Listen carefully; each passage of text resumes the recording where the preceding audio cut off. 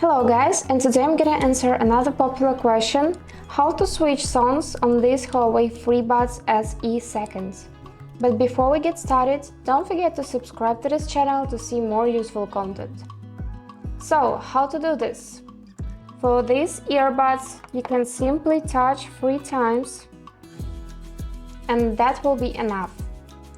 But also you need to make sure your earphones firmware is updated to the latest version.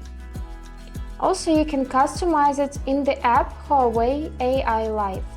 Just go there, find gestures parameter, tap on it, and customize gestures as you wish. For the left bud, you can choose next song, for the right, wake voice assistant, and so on and so forth. So that's all for now. I hope this video was helpful for you, and thank you so much for watching.